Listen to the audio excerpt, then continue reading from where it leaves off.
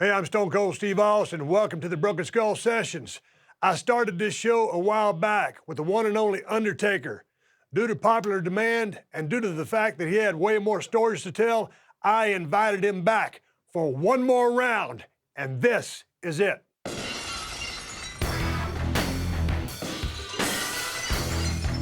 How you doing, brother? I'm good, man. How you Good to see feeling? you. I'm feeling good. Feeling really good. What have you been up to? Nothing, and it's been great. Yeah, hadn't been doing much anything. Just we promoted the hell out of the last ride, and now here we are in, of all things, Undertaker Appreciation Month, which How's it feel going to all of a sudden this 30 Days of the Dead Man? Everything, you started off over here and it seemed like almost like a launching point because, man, you've been all over the place. And after 30 years of kind of kayfabe or keeping it on the DL, now you're everywhere. How has that been for you? Yeah, that's a good question. It's gotten easier to talk about things, but there's still those moments where I second guess myself. Just because I did it for so long and it was what felt natural, sometimes I sit back and, wonder, like, did you do the right thing? Most people are so positive and so into hearing all these stories that I've held in and not talked. And then there's those other ones that like, oh man, I wish you'd just faded away into the sunset. And I have that internal battle myself. It's like, did I do the right thing? Or, because I lived it, I lived that for so long and kept all that in. I kind of some days kind of struggle with whether or not I should have just kept it in or did I do the right thing? Well, to me, though, I look at it as, hey, man, you did that for all those years and you capitalized on it by keeping that character so sacred. And now on the other side of that, being not so active in the ring anymore, and we'll get to that, it's like, hey, how can I further the story and now start talking to everybody about it because you are indeed a human being. True. Last time we talked, people Yep. thought you still were the dead guy. So Right. the fact that you are a human being and now you can talk about some of those experiences, to me, obviously the decision is always yours, but I love it. Like there's never been anybody who's just totally just not talked about anything that they did. Right. And the fact that you waited so long, I think it's cool. I've got a graphic here I want to show you about one more round, the Broken Skull Sessions, the Texas Rattlesnake with the Phenom. And we had this made up for one more round just for you, and it kind of reminded me of an old wrestling card. Oh, absolutely. Yeah. And God dang, I don't really go around as Stone Cold anymore. I've kind of just turned into Steve Austin. Sometimes you're Mark Calloway, sometimes you're The Undertaker. Right. This is No Holds Barred, and it's only on the WWE Network. And last time, I took a long time to bust out the Jack Daniels. You get into it early, right? But today, we ain't gonna waste no time. I hear you. I wish we'd have had this before you asked me that first question. But, it's one day I'm one thing, and the next day I'm the next. Like, I've enjoyed getting to share stuff like this, with you and your audience because, we lived all this stuff. Yeah. And it's fun reliving it sometimes. But it's just that habit, that internal habit of mine to protect everything, right? If it was up to me, we'd still all be living in kayfabe. Right. It's just the way I am, and that's just the way I've done things. But it has been a little bit liberating to be able to share some of the stuff that we've done, not only in the ring, but some of the stuff that we've done on tour, overseas, or whatnot. So it's been good. But there are days that I wonder, like, man, would it have been cool enough just to ride off into the sunset? And, that character would have lived that way forever? Or do you lift the curtain? Which I lifted the curtain. It's lifted now, but now you have something to do because had you not chosen to share those stories, what would you be doing? yeah, absolutely. Opening the curtains and letting people see obviously creates a lot more opportunities for me moving forward. But I am just that old school guy, and it's something I got to work through. So then let me ask you, I've been doing some interviews lately, trying to promote a show, and people will say, hey, man, where and when did Stone Cold start and Steve Austin start or whatever, or who is who? Right. And I guess the long story short would have been, okay, switch on, Stone Cold, switch off, Steve Right. Austin, or volume up, Stone Cold. Like now that you've kind of had your last match, we're going to get to that. Where is The Undertaker versus where's Mark Calloway? Or like you said, you're having that internal battle Sure. over coming out and doing your thing, but do you get the two confused anymore? No, definitely not. 90% of the time, I'm Mark Calloway. I do your show. I kind of try to keep a little bit of that look where people identify with, okay, yeah, that's the Undertaker, American Badass. I give them a little bit of that, but obviously, you get a lot more Mark Calloway just in my interviews. I mean, 10 years ago, you wouldn't have, we wouldn't be talking like this. And it's, Right. So there's times where, like, if I'm watching our product, I turn kind of back into Undertaker a little bit, thinking about what I would do in that situation Right. as that guy. But those thoughts are, those are kind of fleeting, and I'm more Mark Calloway, and I'm comfortable with that, right? I've never been that guy that, like, wants that kind of extra recognition or anything like that. So, I mean, it comes with the territory, as you well know. But yeah, you get a lot more Mark Calloway these days. Give me another graphic up here on the screen. Because there's the card, and God dang, dude, that's Madison Square Madison Garden. Square, right there, man. See that belt laying there right in the Yep. middle of the ring? I don't know if this was for Highway to Hell or not, or was just MSG, like Jack Lanza. Jack there in the Lanza. I background. noticed him Yeah. as soon as I saw that. It was Jack Lanza But look at that, two grizzled veterans. right there, man. And we're both still really young there, and you would last Yep. another 20 some odd years. And of course, my ass would be wearing another leg brace and retired. But cheers to you. Cheers to you, and brother. to an awesome career. To you as well, brother. Thank you. And that went down really smooth. It did. I got a question for you. Yes, sir. You been kayfabing me? On what? I know back in the day you love your Jack, Right. love a little beer. Yeah. I love beer. Undertaker wine. Hey, brother, you always got to expand your, you got to expand the portfolio a little bit. Tell me about this and your involvement. I think this is a Cabernet Sauvignon. Yeah, you just gotta. It's one of those opportunities that come after 30 years of. I love it. What's so funny?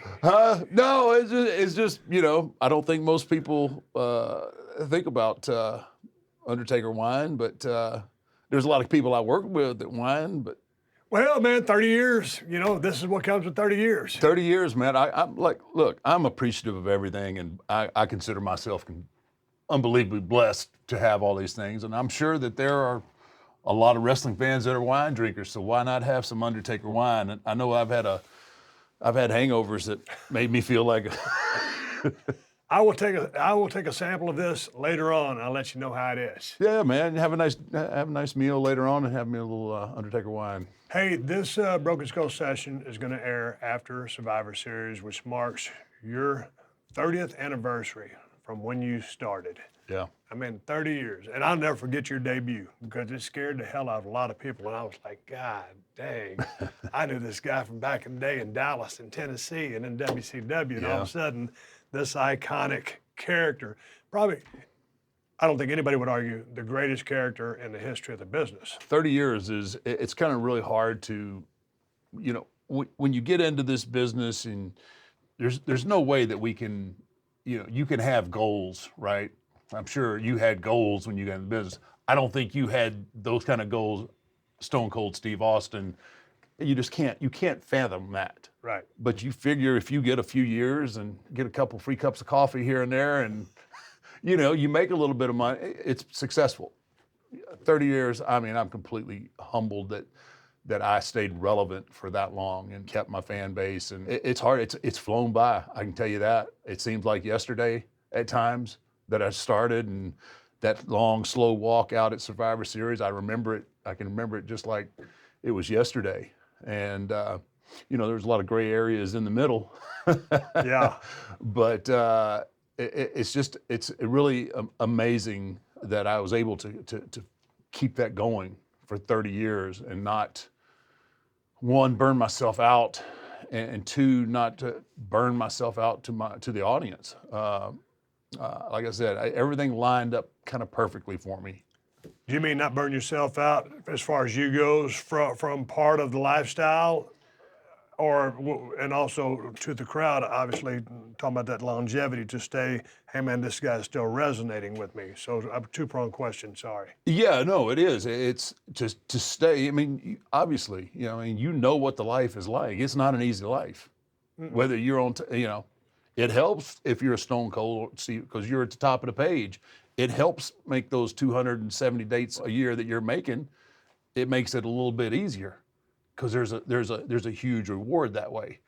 But there's also that huge sacrifice that you make. You have committed when when you get to that level, you commit yourself. I mean, this is your world centers around that business, Right. and it's tough. It really is, and to be able to keep yourself, because this is a flavor of, especially now more so now with the internet and everything, all the content that's out there, the network, all that, to be able to keep yourself relevant and not burn yourself out with your fan base.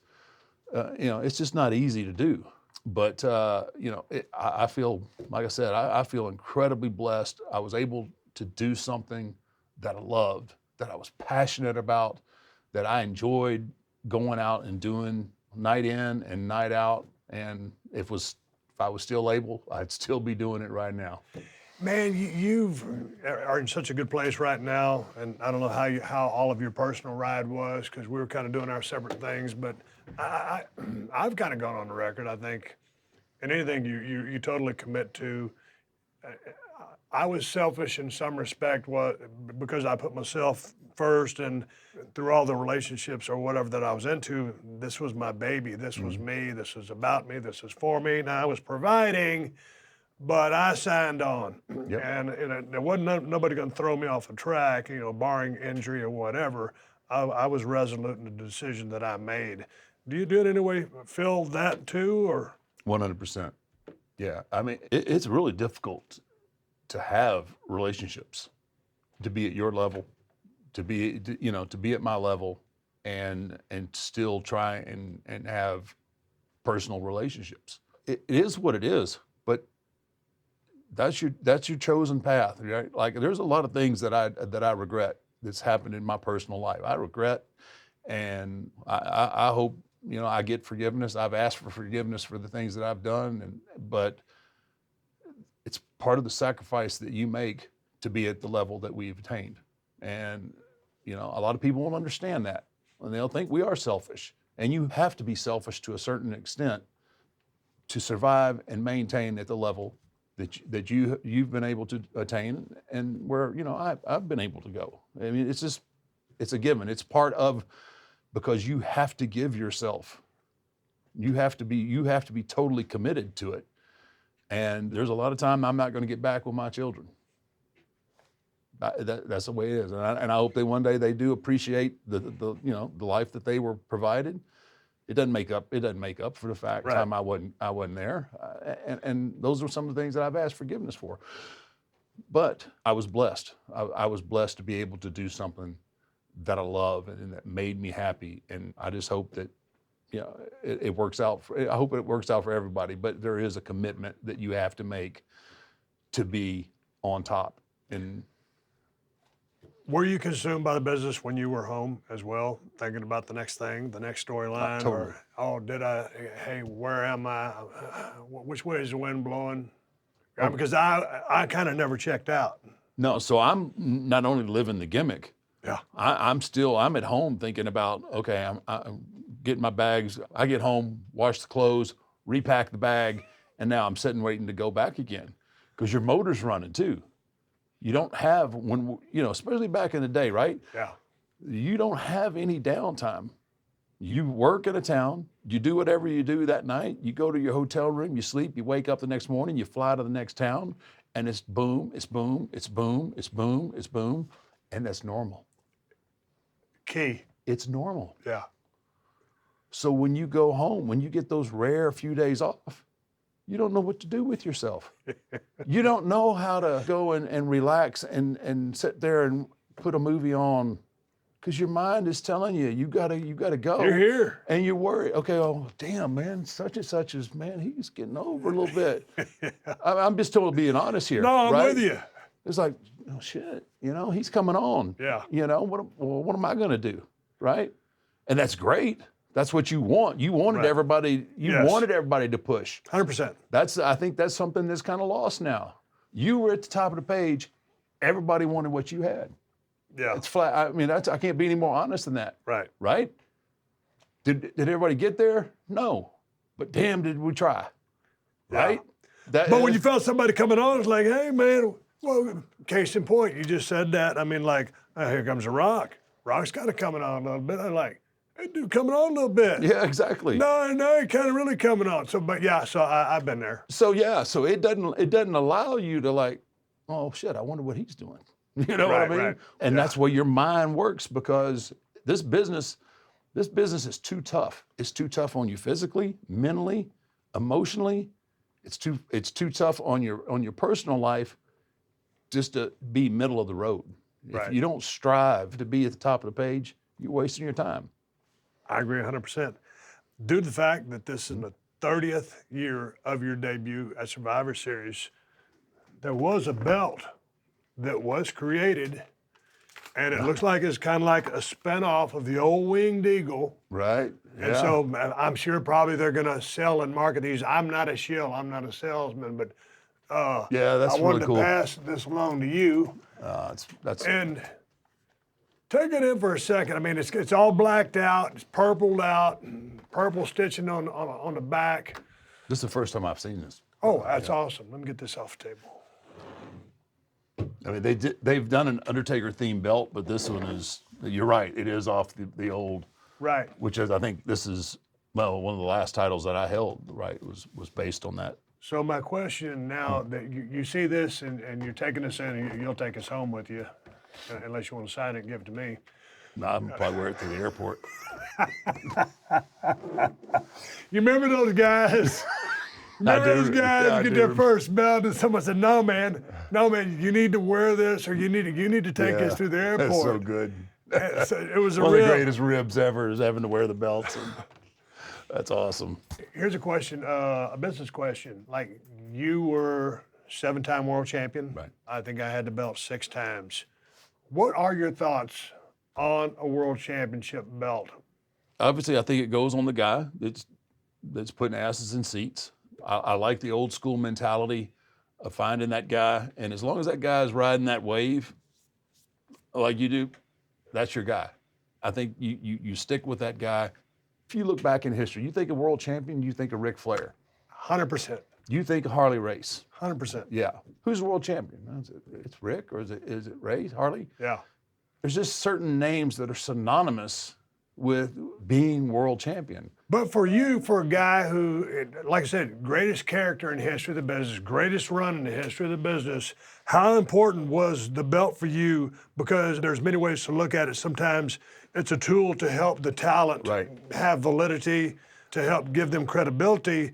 Other times it's because, yeah, they are so hot, and that's the belt should be on them. Right. But with all of your success, obviously there's certain times where, because you are so hot and you are who you were, yeah, you are the world champion. But the belt didn't necessarily make you. No, and I don't think when people look back on my career, whether 7 times or not, I don't think they don't think world champion. At all.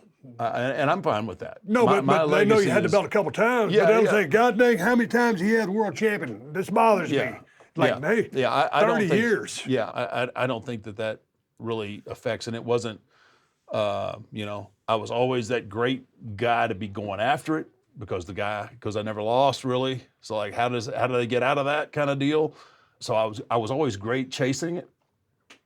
Thought I was better in the chase as well. Yeah. I always thought I was much better in the chase than actually having it. And then the times that I know that there were plans for extended runs, I ended up getting hurt. Yeah. It was just the way it is. But I don't really think, like I said, the chase was always better for the Undertaker than actually having the title. Because then as a babyface monster champion, it's kind of a tough situation to book, right? Right. So, Yeah. but that monster babyface chasing is like, if Undertaker gets his hands on this guy, he's going to become champion kind of deal. So, say what you will with them. I mean, like we've talked, tools, making someone valid, whatever. Right. You're very proud to have a championship. Along with the championships, you have so many performances at WrestleMania. And last time we talked, we really didn't go into depth about the streak. Right. And your streak at WrestleMania, well, you're 25-2 overall. Right. And so my question is to you, when did the streak start becoming a talking point and a thing? Because you can string up a couple wins, Right. but then all of a sudden it's something that starts to be, hey, along with the championship match, or yeah, here's a championship match, but Taker's chasing this. Right. So tell me about the streak and when it actually became a thing. So I don't even think anybody thought anything about it until I was 9-0. And finally somebody in the year that I worked with Flair, that's the first time that I really kind of made mention of it. I think you and I are on the same page with Ric Flair being the greatest of all time. Absolutely. Okay. All right, here he comes down to the ring. And you know, he's the greatest of all time, but I always equate Flair with NWA and WCW from Yeah. the bulk of his career, Right. if you will.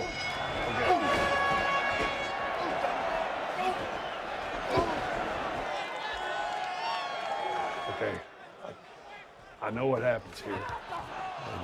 Yeah, didn't quite get there.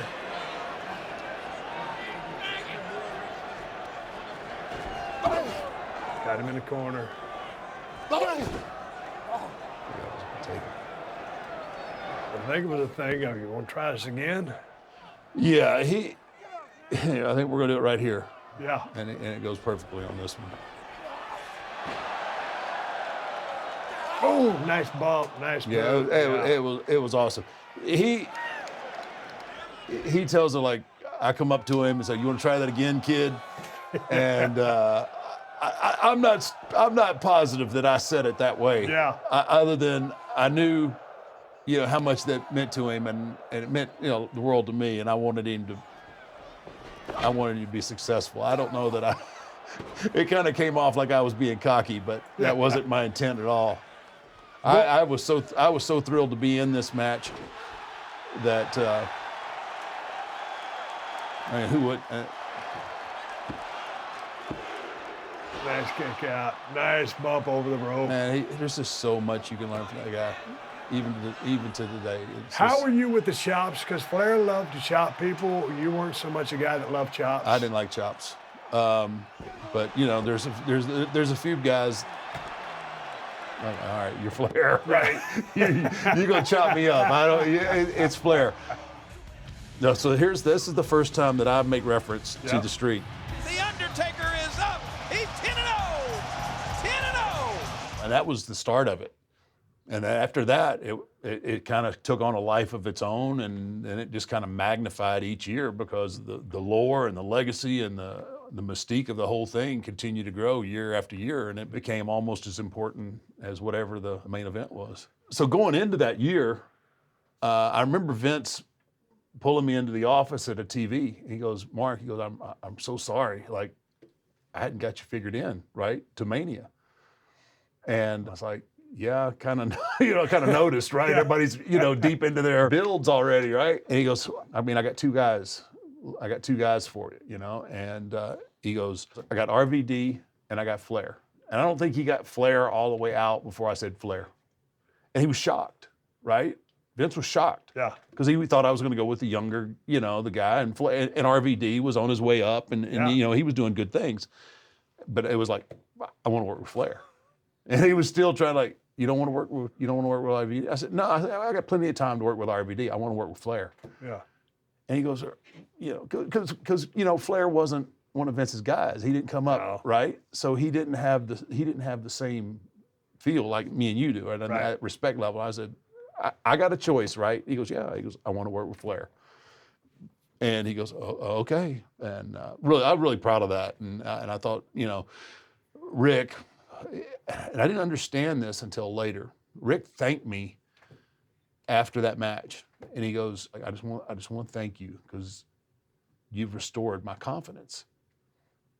And I'm like, wait a minute, you're Ric Flair, right? You're the greatest to ever do this, right? And he was as sincere as he could be. And I didn't understand until after my ordeal with Brock. Right.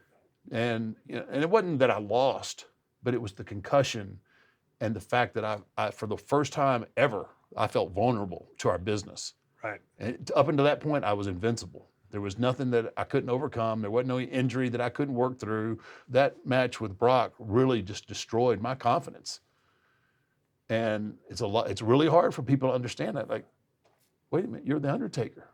And it wasn't until once I got my wits back about me that I truly understand why Rick thanked me for helping him. And we kind of have that bond and that link now. Yeah. It took that concussion and all that to truly understand what he was talking about. Just for a little bit of context, your WrestleMania record is 25-2. So Right. going into the Brock Lesnar match, you were 21-0. Right. Then it would be 21-1, Right. your first defeat. But before we get into that, just some other numbers, if you will. Triple H, who we both highly respect, 10-13 in WrestleManias. Mm-hmm. And what a run that is. Yeah.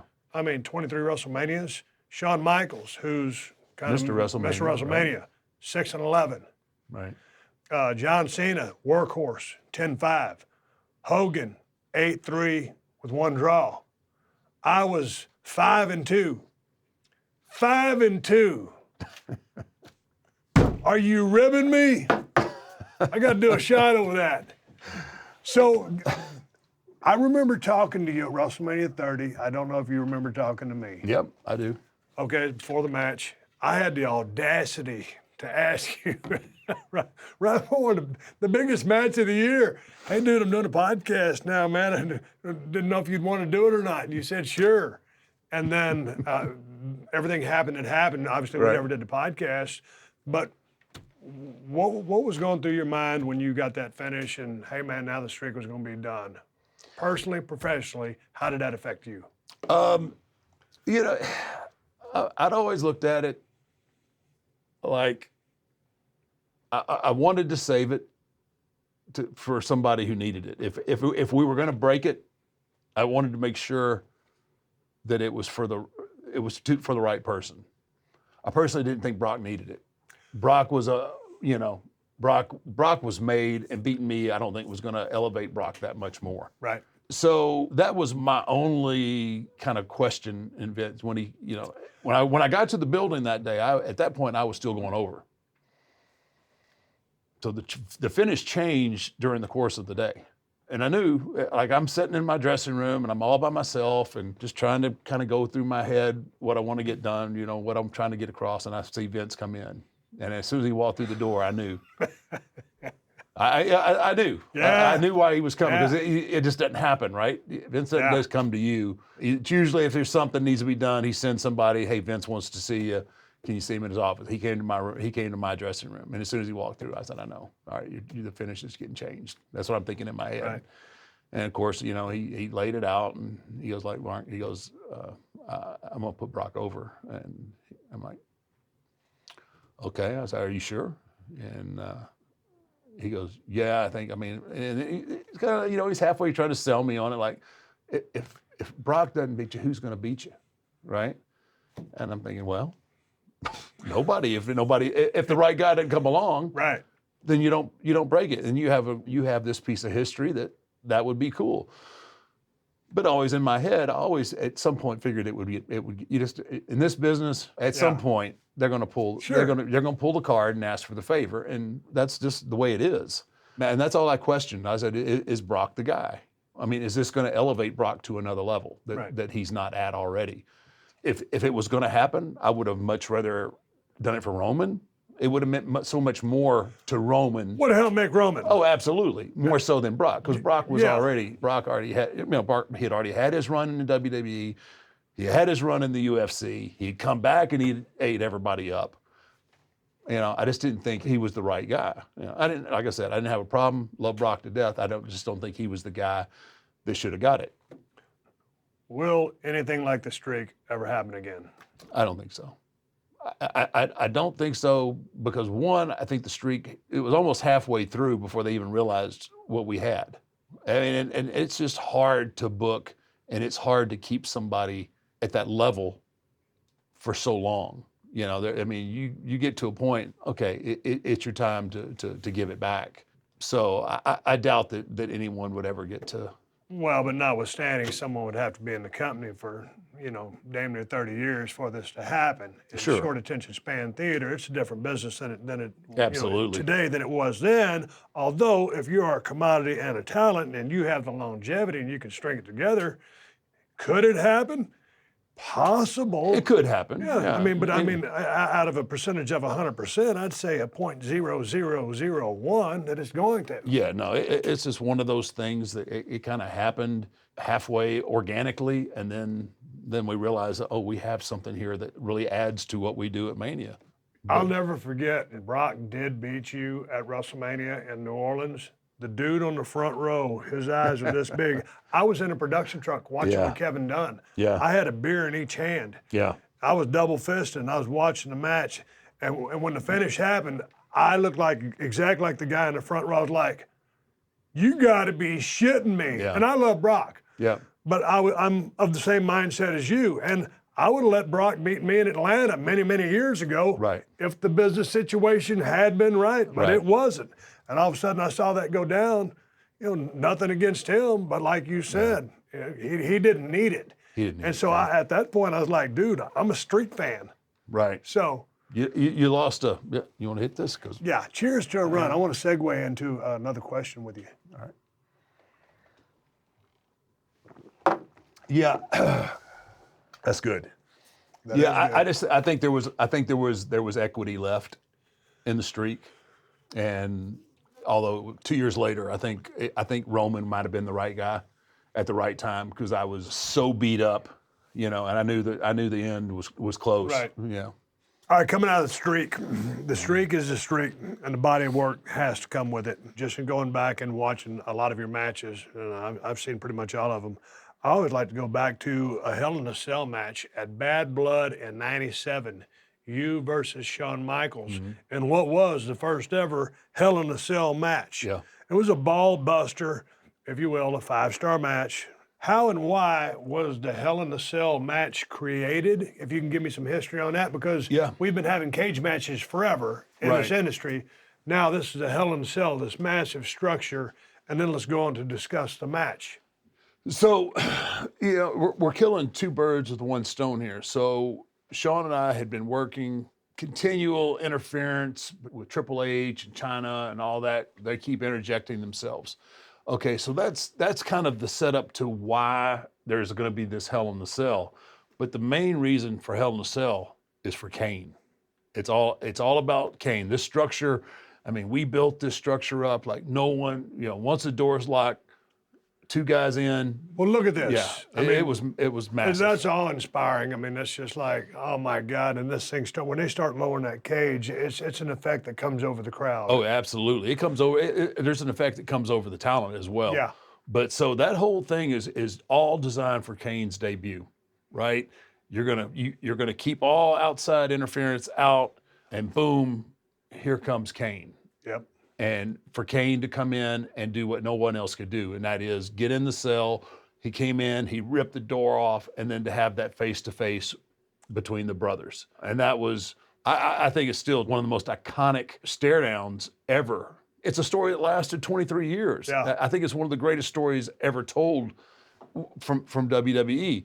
Okay, ball buster of a match. You guys go close to 30. Starting it off, you're on top, big guy. He's a little bit smaller than you, but I think we both agree that when the bell rings, come hell or high water, Shawn Michaels is as good as there ever was. Yeah. Bell to bell, just flat out fucking work. Yeah, no doubts.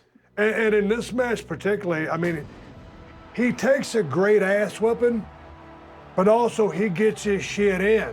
And that's what's so good about Sean. And that's Yes. and I always use Sean when I talk to young talent that are in that kind of in that, like that Sean size, and that Sean is like, yeah, Sean was ahead of his time with all the things that he could do physically. Yes.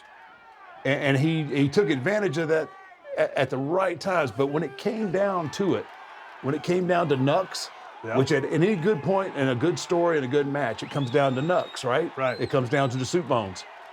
And when Sean went, you believed in him, Yes. whether he was a little shit heel or a baby face.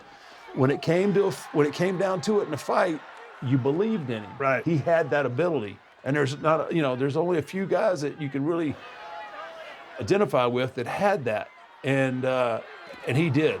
And I mean, Shawn Michaels could have a great match with a broomstick. Boy, when he fires, I mean, and you have a great right hand as well. So, but it's just those spots that come that he's so good at. He takes a great ass whooping, but he gives one as well. Well, and he understands. He understands. He's in there with a monster, a Yeah. giant. And those little small windows of opportunity are not going to present themselves very often. Right, And when they do, he's smart enough to take advantage of it. right. I mean, and that's the stuff that you can teach it, but it takes guys so long to truly understand what that is and what that means. My best matches were with guys like Shawn, Kurt Angle, Eddie Guerrero. Those are the guys I had my best matches with. But it's interesting, there was that type of chemistry, but there was also guys with deep gas tanks. Oh, because absolutely. you were a guy who sold on the run, and you had to work your ass off because you were undersized, myself included, to get you down. Yeah. Not to include myself in that group, but if you didn't have a gas tank, You were done. you were done. Yeah. And all those guys you just mentioned had gas tanks, and yeah, you had great chemistry with. And what that does, it presents a sense of desperation, which is great for the story, right? Right. I'm sick, on TV, I'm 6'10", 300 plus pounds. Sean's 5'10", 220. Yeah. I mean, what he has got if he gets a window of opportunity, he's got to take advantage of it. And you do that by the intensity in which you attack. And not everybody gets that. Everybody thinks it should be an even playing field, and Yeah. it doesn't work that way. No. And this a lot of people may not understand this. Regardless of how great Sean is, Yeah. he's got to work to me. Yes. To tell the story correctly, and he understood that. He's got to work towards me. Right. That's a great spot. And okay, now here's case in point. Boom. Watch this. You know the spot. Yep. Okay. Boom. Bang. There we go. Here we go. Look, boom. But you go, yeah. But when he goes in those right hands, he's picture perfect punch, as you did have to. Here we go. Trying to kick you off. He's up top. All right, now here's the thing. He just scaled up it. That's one thing. He's 210, 220. Hear the pop from the crowd? When you see a 6'10", 300 dude dressed in black coming up and getting on top, whole different ball game. Look at this shit. This is all inspiring, right? We're loved by Sean, leader in the ring, as you were, but great chemistry. Backdrop. That's blood. do you guys That's think? blood. That's blood falling on the camera in the ring. Yeah, and you're fixing to grind him. Here's another nice. Look at that, this unstable as visual. hell, but look how he I mean, that's all him, really. Yeah.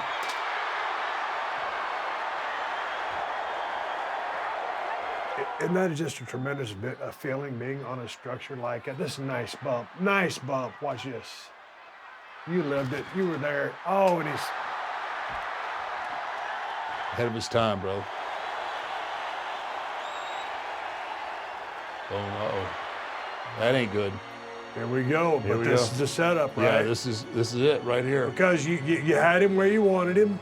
Oh, it was all I had to do at that point is pin him. Yep. Not so fast, my friend. No. Ah. Look how big he is. My goodness. This was such a great gimmick. And that's gotta be Kane. That's gotta be Kane. He's been on the show. I mean, other than you, greatest character of all time, right? Yeah.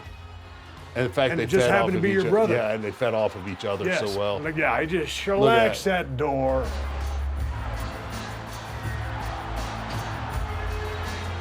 To your point, there's that.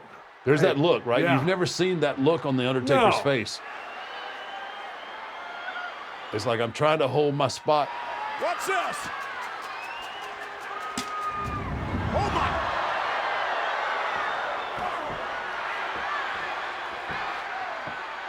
Boy, he just picks you up Oh, like brother, you're I was- 200 pounds. Nothing. His adrenaline is Oh. peaked. Right? He picked me up like I don't even remember. It was like nothing, and I was upside down. That's a great look. Good close up. Great Okay. finish. Look at the blood. Yeah. Look at the puddle of blood. Just look at what a cover though. Just the arm, bleeding like a stuck pig. Love the 3 count by Earl here. Yep.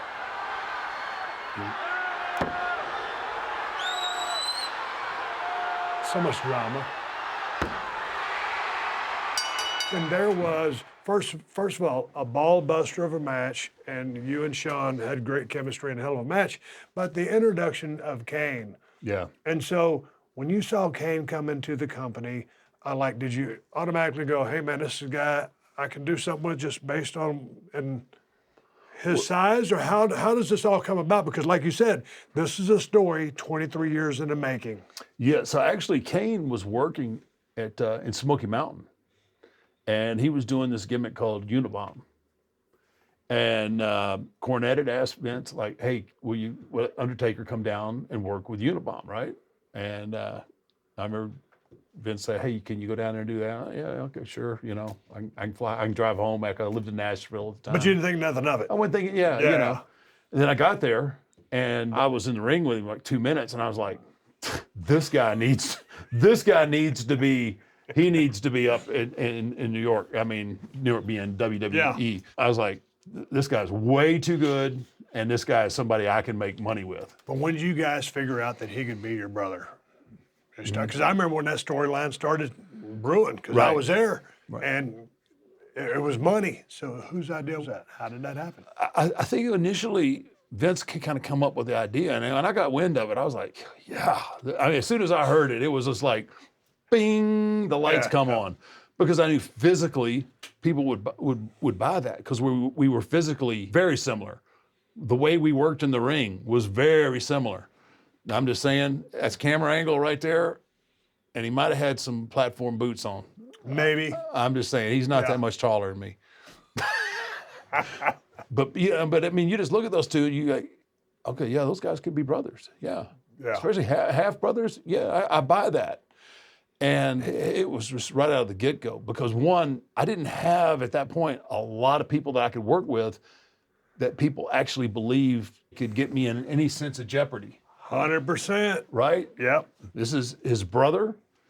He's got his own, you know. So there's ability. personal built in it from the get-go. Exactly. Yeah. Exactly. And which you never at that point had anything personal with the Undertaker. You Right. just saw this entity that walked through people, destroyed people, and was this emotionless killer. And how many people can you just destroy because you just happen to be the size you are? Right. All of a sudden you're presented with this guy who's the same and personal money. Yeah, it's money, right? Who could possibly, who's possibly a little bigger, a little younger, a little stronger.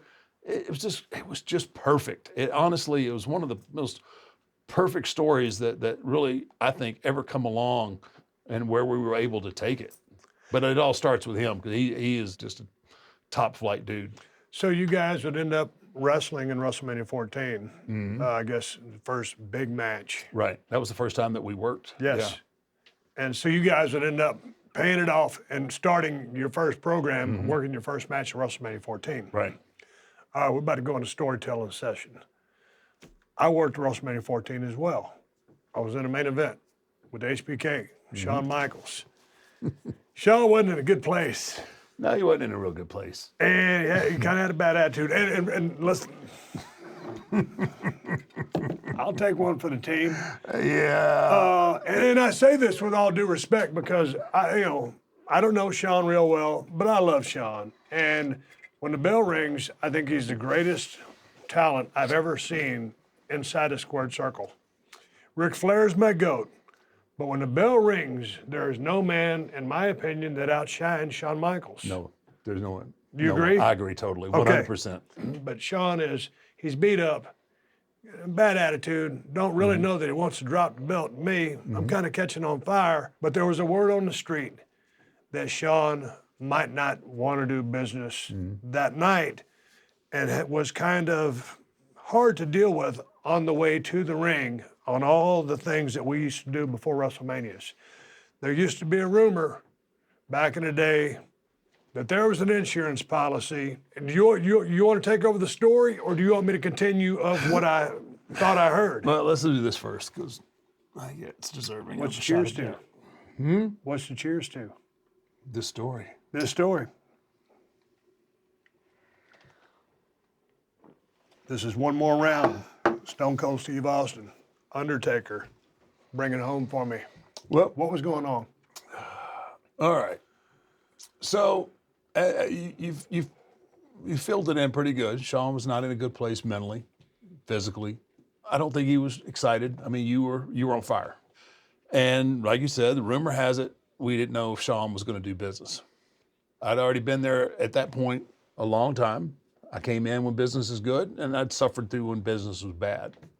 And I had determined, like, what if he decides to do something silly? So I'd worked with Kane that night, and was happy how that went. But this was foremost on my mind, was because it was a vital part of our whole success story, was the transfer of the title, and he was going away. So I said it in Gorilla, watched the whole match at Gorilla. It sounds a little over the top, but I had taken my hands up. If Shawn had not done business, there would have been an appearance by The Undertaker that night. Somehow or another, that belt was going to get switched, and I was going to do whatever I had to do to make sure that happened, because there was so much riding on that at that point.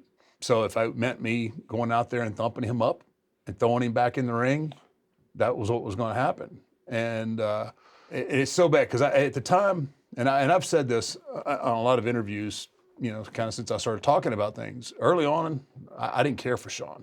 I didn't care for him one bit. I've heard that. Now, I love him. I consider Same. him a great friend. Once he was saved and got his life together, he's a completely different person. One of my favorite people in the world to talk to, work with. It was never a question of working with him. And I'll say that, like I said, Shawn can have a 5-star match with a broomstick. Yes. Go 2 out of 3 falls.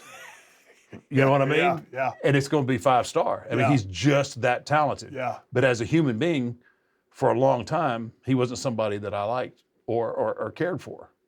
So all that figured in too. And if business wasn't done the way it was supposed to be done, I was going to take matters in my own hand. The bad thing about that, now it's all going to come out. So here, One more round. one more round. So Shawn and I, we're close now, Yeah. right? And he approached me about that story, and I felt so bad because our relationship had progressed so far, and he's somebody that obviously I have a tremendous amount of professional history with. He asked me about the story. He goes, "Were you really going to beat me up?" And I was like, "No, man." I blew it completely off. And he goes, "Yeah, I didn't think so. I mean, it didn't sound like you to go through the theatrics of wrapping your fist up and everything." I totally lied through my teeth to him because I felt bad because I care so much for him now.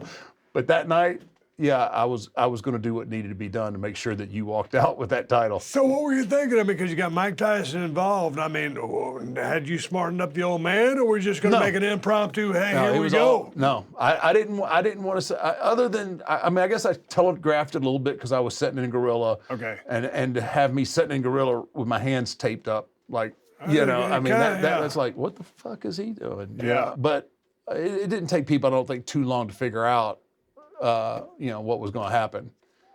All right. I want to clear up that story because I never knew.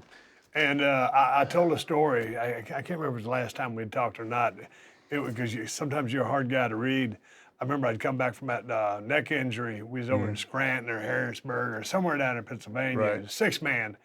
And man, Doc told me not to take too many bumps. And you and me was over on the apron. Somebody was in there working, and I decided to go in there and take a couple of bumps. And boy, I tagged out, and you looked over me and kind of, in a ventriloquist style, said, "What the fuck you doing?" Meaning, you knew I wasn't supposed to be taking a whole lot of bumps. It's like, I think I said on an interview somewhere, it's like, it's not often that you get this 7 foot, 300-pound dead guy that you kind of get to read that he actually cares about you. Yeah. So when I'd heard that you were lacing them up, I was like, yeah, that's pretty damn cool.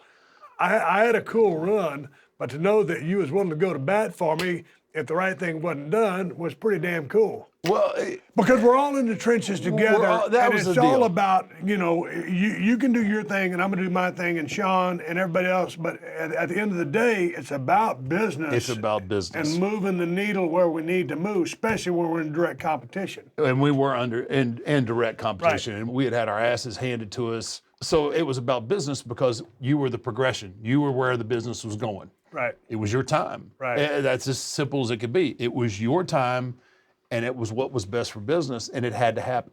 It had to happen that way. Yeah. Yeah, we couldn't let him. No one knew. There were too many variables with Sean. Like, okay, where's he going? I mean, he stayed out after that match. What was he gone? 5 years? It's been a while. It was 5 years, right? Yeah. He can't leave there as world champion or it hanging up. We needed a definitive champion, somebody that we were going to ride for the next 10 years. To keep moving forward. Yeah. But, case in point, you've always kind of been in that locker room leader. You weren't trying to be, but you just weren't. Another time comes to mind when the screw job happened in Montreal. There was all kinds of disarray going on. And when all that went down, you've always been kind of that barometer. And with all the confusion, you went into Vince's office and you said, "Hey, man, you need to answer for this." It was such a old school kind of thing to do. Had to have been a different way to do this than the way that it happened, right? And finally, I was like, well, you know what? The hell with this. I'm going to get Vince, right? This has to be figured out. Got to be addressed. It's got to be addressed. Because I was aghast because I'm fairly new and I'm thinking, dude, I'm a big Bret Hart fan, but I'm like, this is our world champion. Yeah. You just fucked him. Exactly. Right. So I go looking for Vince, right? So I'm on my way to his office and I run into him in the hallway. He was already on his way to address Bret. I didn't know that, but I stopped and I was like, "Hey, look, you need to effing go talk to Bret. That's bullshit." So, Vince was like, "That's where I'm going right now." But I think the boys always appreciated that about you. Like I said, Vince is on his way, but you're on your way to say, "Hey, man, here's what's up," and to kind of police the thing. Because, like I said, I was too new to do anything. Don't know if I would have done anything, but I was shocked that Bret got screwed like he did. But then again, on the backside, I didn't know that. Hey, what if this guy takes Vince's belt and goes to the other company? So that's, exactly. Okay, so weigh in on that because I understand now completely what Vince was trying to do as from a promoter standpoint, why he had to do what he had to do. And I didn't have that perspective at the time. Interesting. Right? I had the boys' perspective. Right. And I had my friend, his perspective. Right. I didn't understand Vince's perspective. It didn't, that thought never even crossed my mind, right?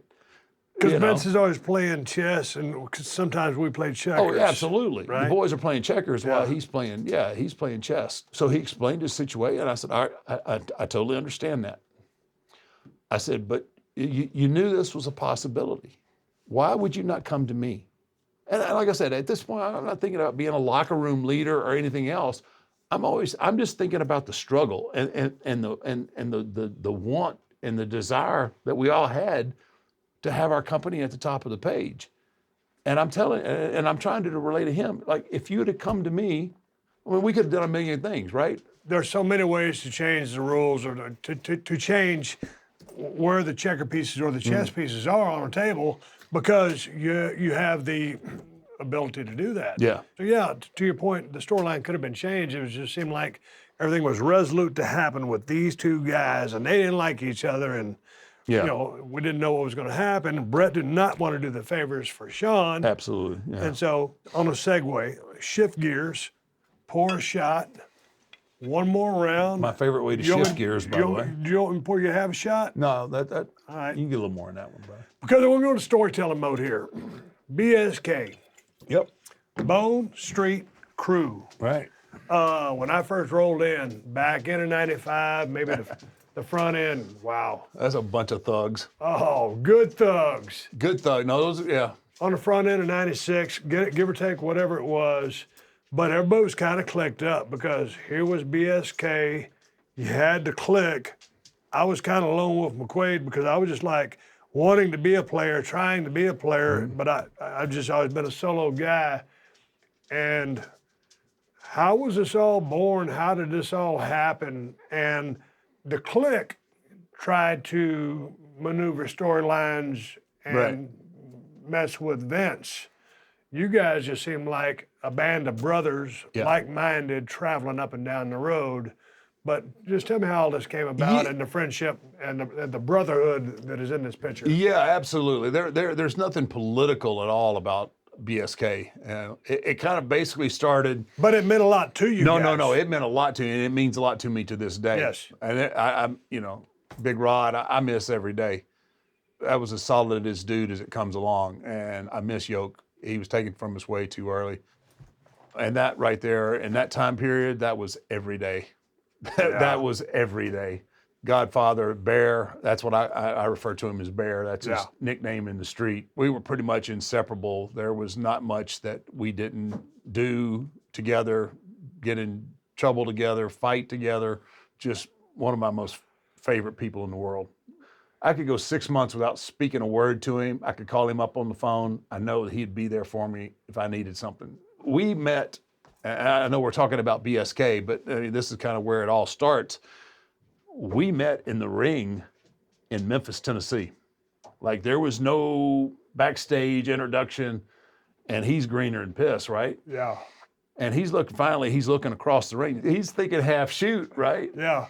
I remember locking up with him. He's amped up, right? He shoots me across one time, and I go, wham! And then I come staggering out, and I hit the second. The second one, the top rope breaks off the turnbuckle, right? Yeah. I mean, it just completely falls off. So there's just that big eye hook hanging on the other side, and he's coming to shoot me. Like he's so green that he has no idea he's about to shoot me into one of The them. danger factor. Yeah. Yeah. And I'm like, whoa, brother. So I'm, he's a big, strong dude, right? Yeah. So I've got the hydraulic brakes, locked down. And I'm like, ah. So he takes me and just, throws me out. And I'm 6'8", 315 pounds. And he throws me out, right?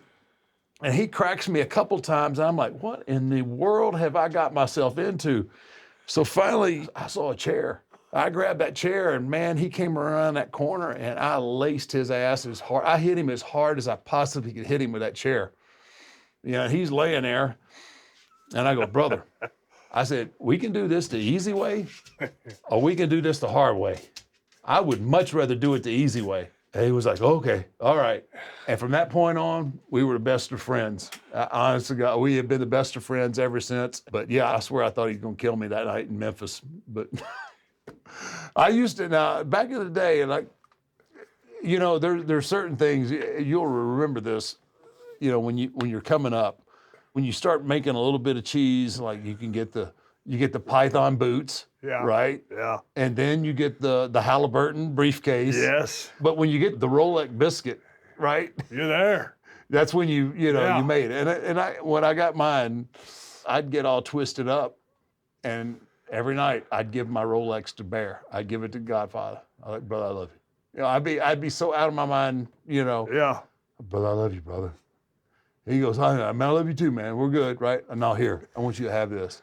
And he'd be like, no, man, I ain't taking your roll. No, man, you're gonna take my roll. I'd give it to him the next morning. He'd give it back to me. We'd be all good. I can't tell you how many times I give Bear my Rolex. How many Rolexes you figure you give away during your time? In theory. In theory, I probably give my Rolex away to Bear. It was only him. Yeah. I would have. I'm going to say conservatively, I'd probably give him my Rolex 20 times. 20 times. Yeah. And 20 times he'd give it back to me the next morning. That's a brother. Yeah. Oh, yeah. Yeah. He'd be like, oh, thanks, man. Hey, I appreciate that. As you put the buckle on, like, God dang it, Boy, appreciate you. That's why I love you, brother.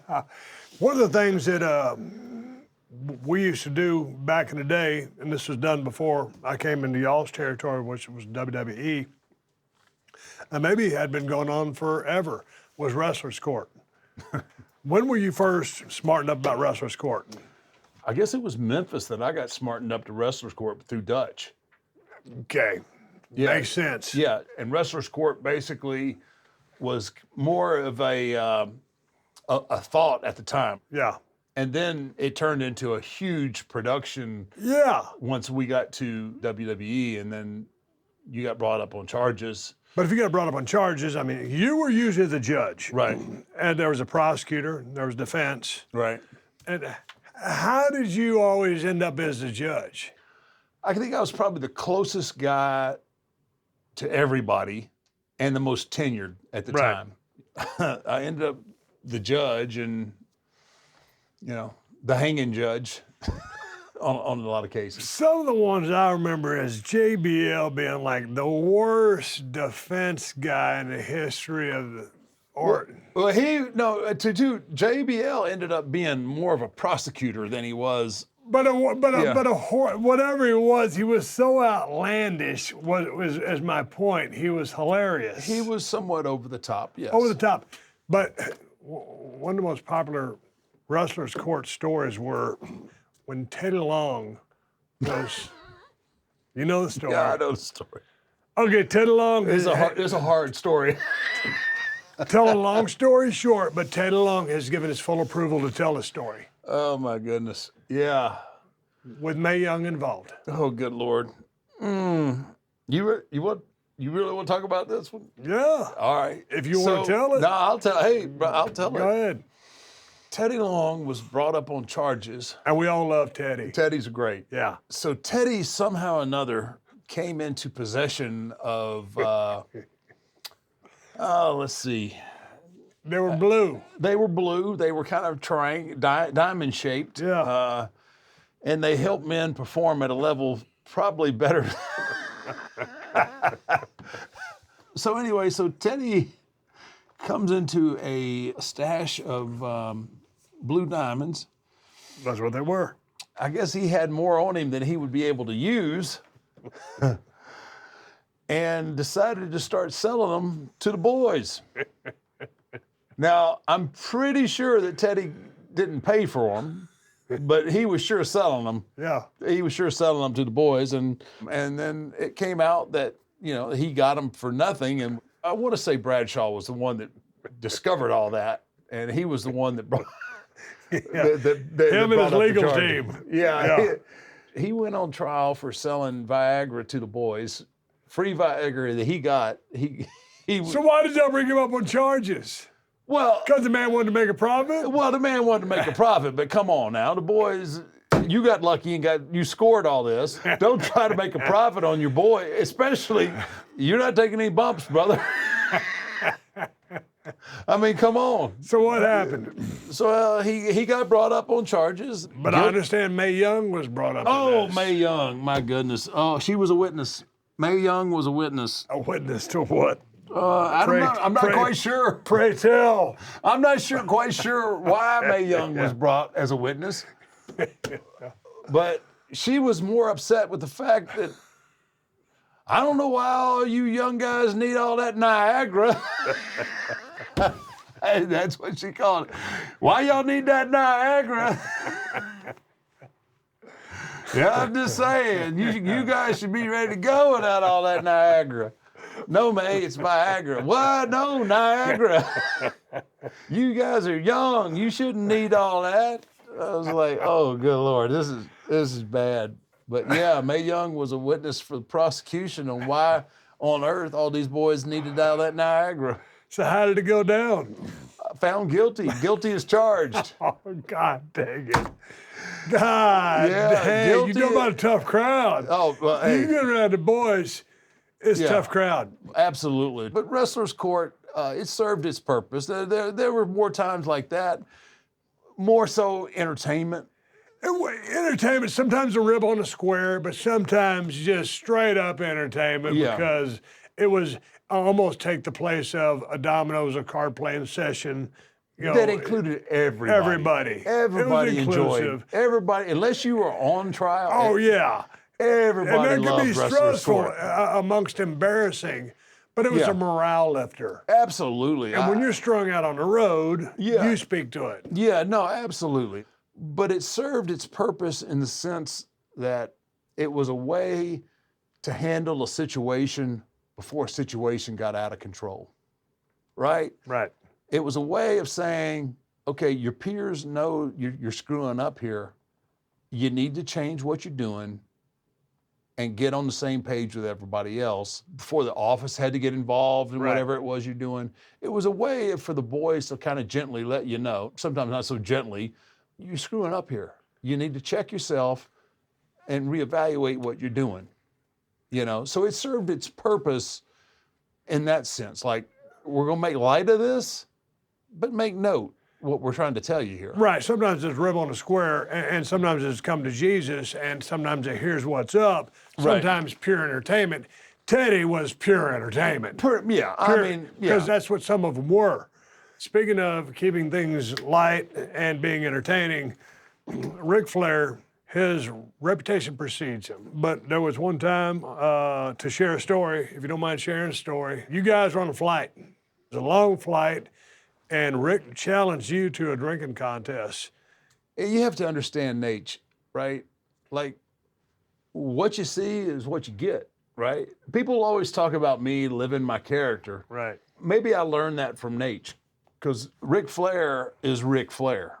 Right. I mean, is that a fair assessment? Yes, sir. It is a fair assessment, right? Everybody knows Nature's reputation, right? And there's a couple of, all right, kid, you know, let's do that. You know, I'm going to put you to sleep kind of. Yeah, I'm like, yeah, at the time, yeah, you just didn't put me to sleep then.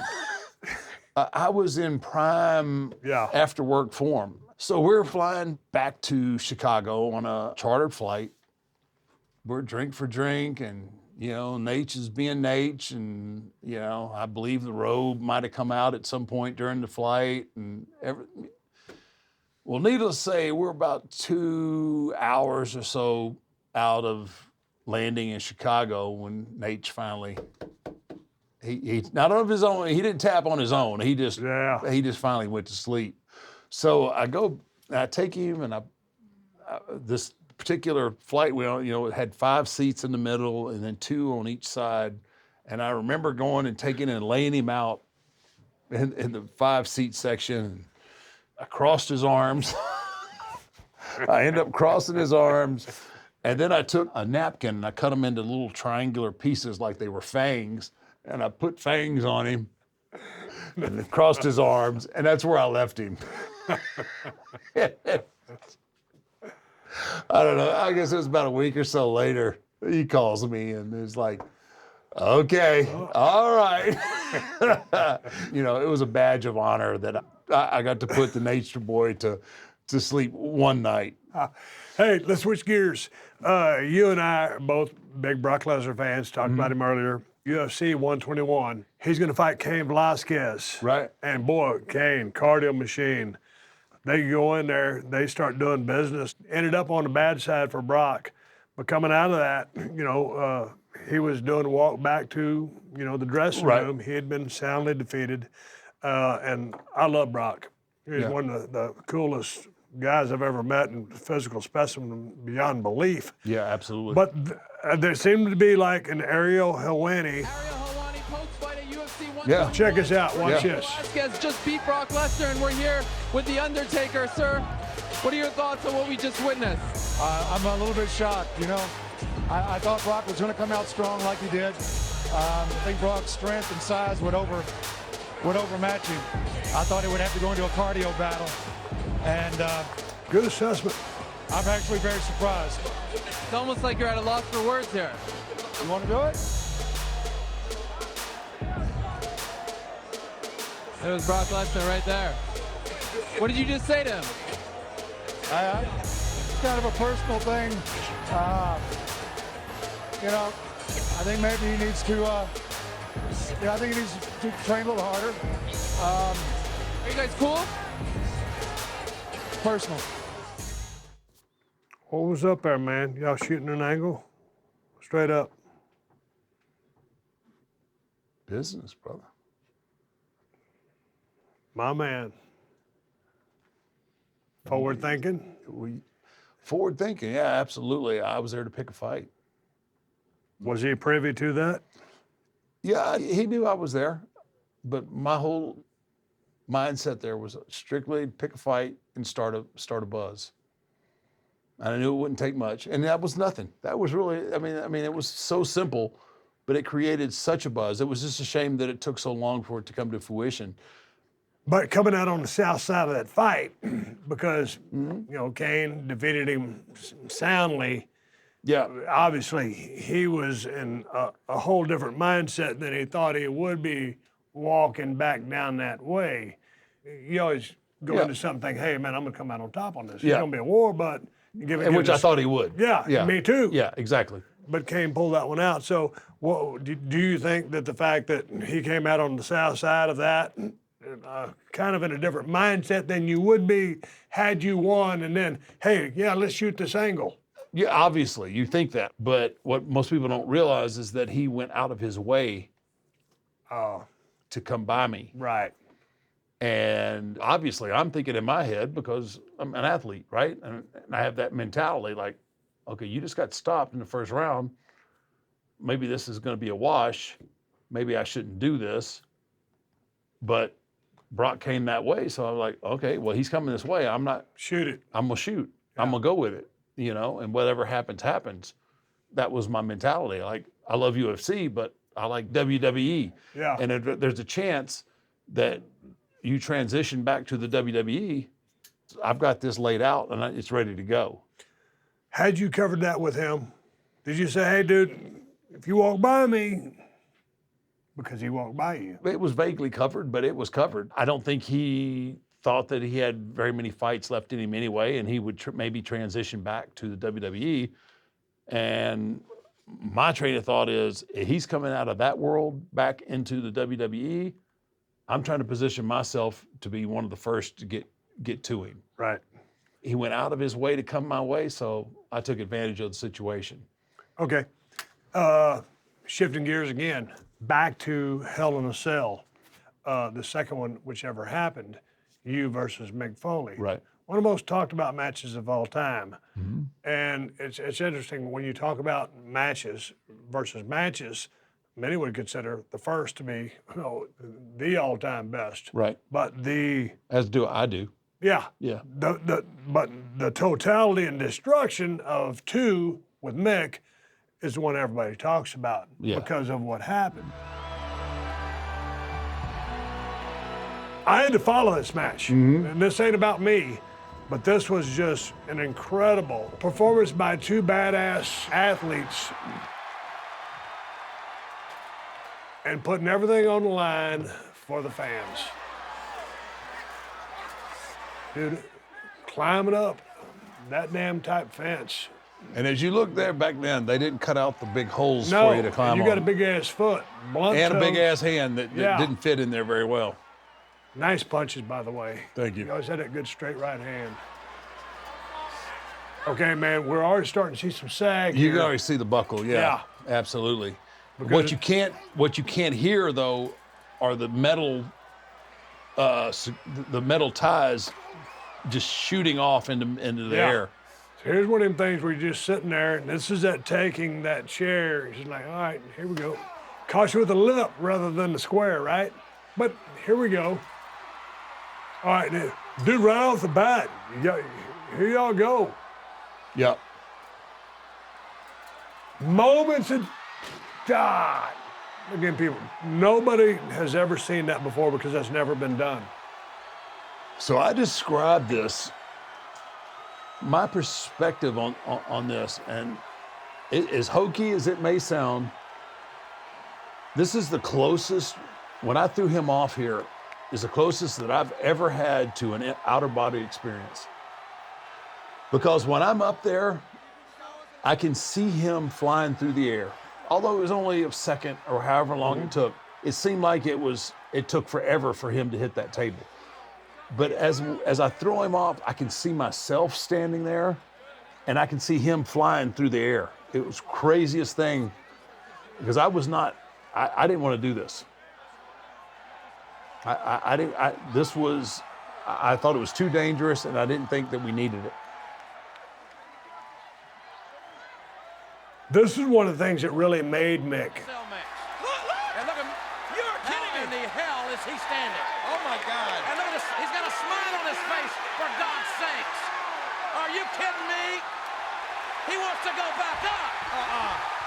Mankind is going back up. To get off that gurney, come back, and open your big 7-foot ass. Here you are at the top. Look at this.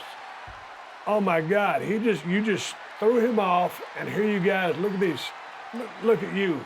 I'm talking about you, but this is an imposing figure in black, tatted up, an icon. And here's Mick Foley as Mankind. This gimmick was phenomenal. The punish. Okay, that was not supposed to happen. No. So you can see those things laying Yeah. around.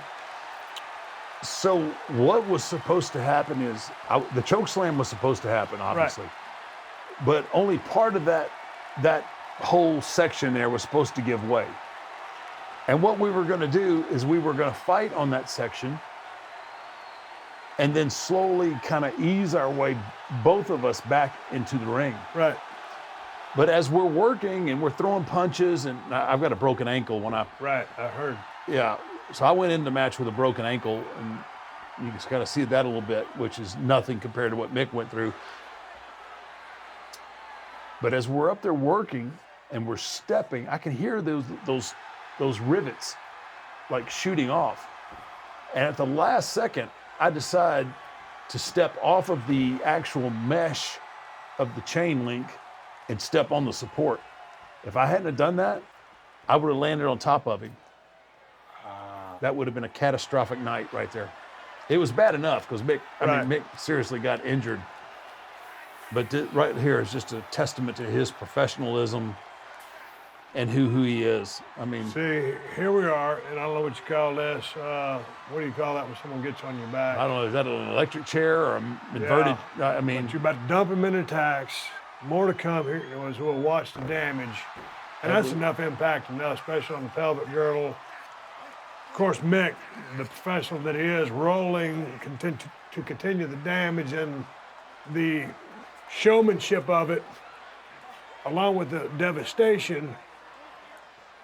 Cell mode for you, coming back up. yeah, look at his elbow. There's a tack sticking in his they're elbow. everywhere. They're, Right. they're everywhere. They're in my arm. Look, you can see they're one in my everywhere. arm. Yeah. Oh! That's his tooth in Yeah, his stuck nose. in his nose. And again, continuing to pick up. Every time you pick up, oh, he's a load. I love Mick. Bam.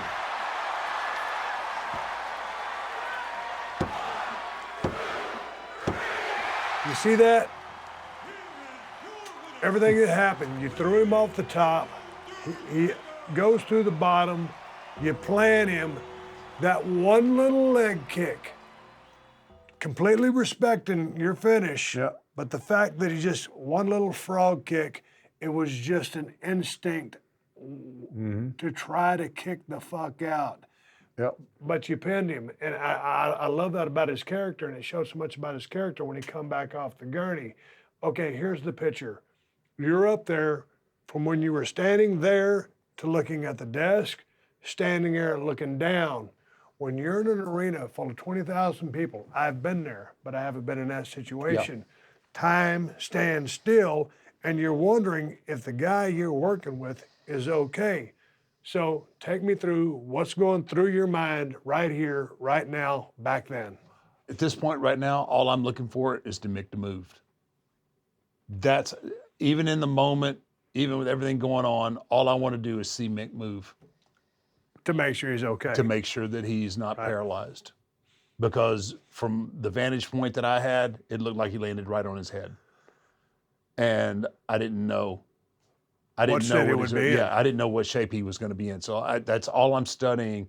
Whatever part of Mick that I can see, I'm just looking for some part of him to move, because I know it was not supposed to go down like that. Not only did he go through and land almost on his neck, the chair comes through, cracks him in the face.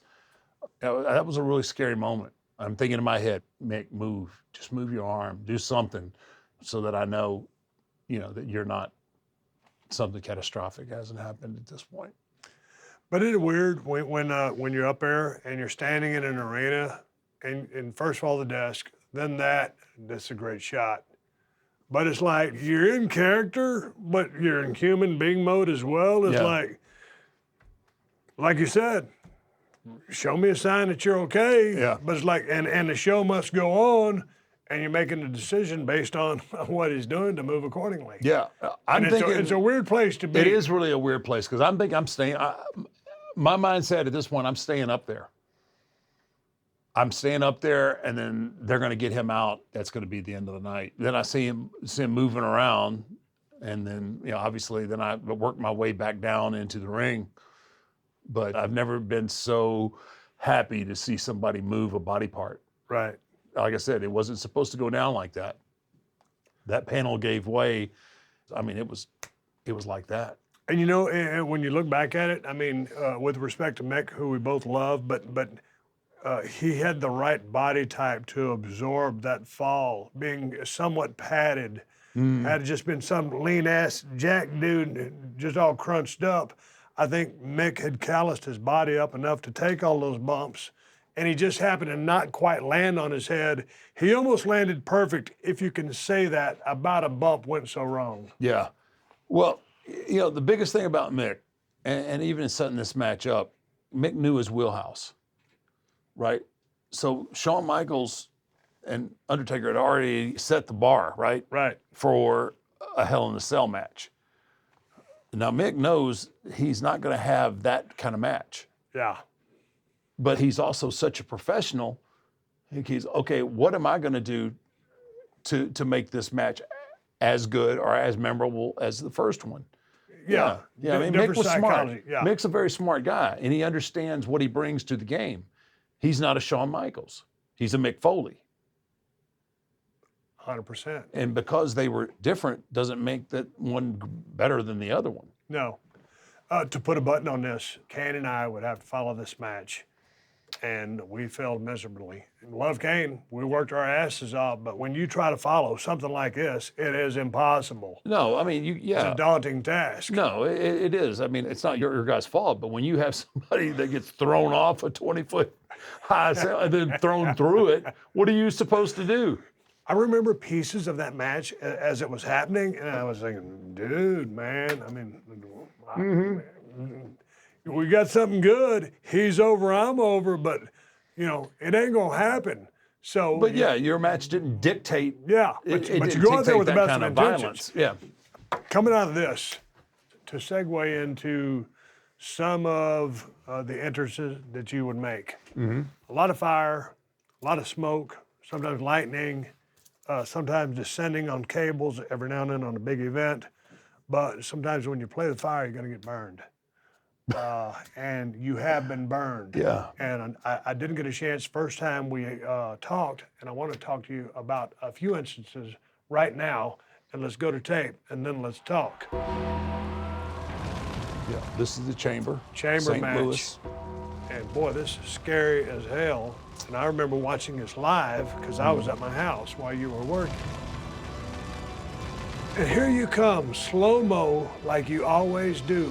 Cool, calm, just this Clint Eastwood-esque on, magnified. But world champion, but cool, calm, and collected. And all this stuff going on. How spectacular is this? I mean, this is great. This is a pay-per-view, and I just got lit on fire. Ooh. You have to understand That's me trying my hardest to stay in character. Right.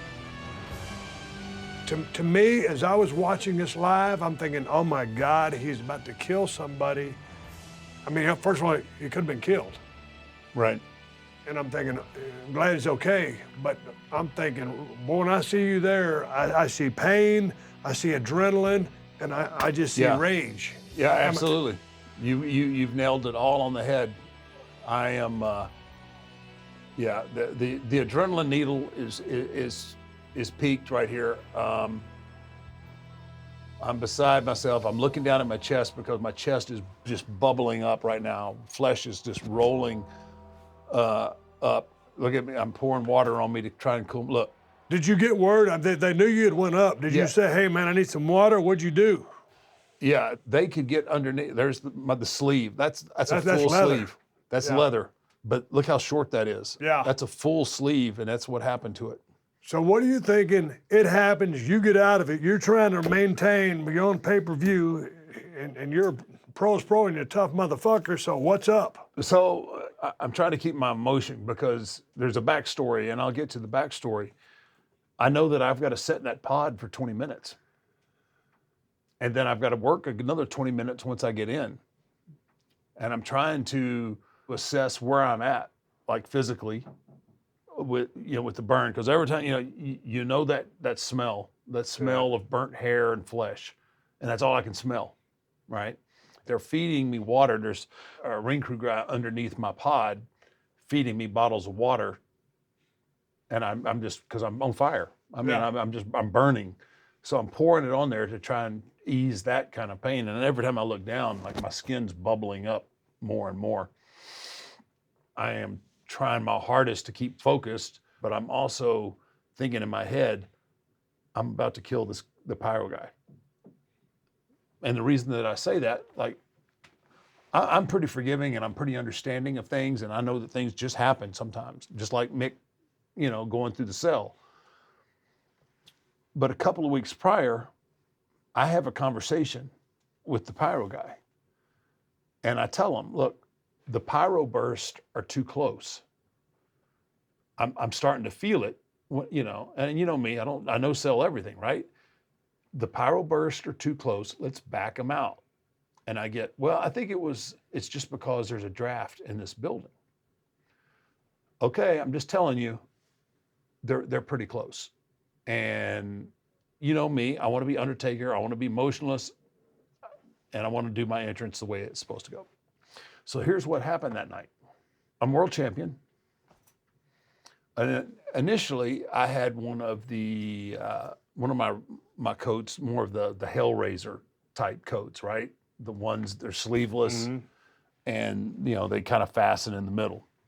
So I'm world champion. So last minute, I decide I'm going to wear the belt, and I don't want to wear the belt and not be able to see it. So I switch coats just by chance. So I switched to the more of the duster style because I'm going to wear the belt. I want you to be able to see the belt when I make my entrance.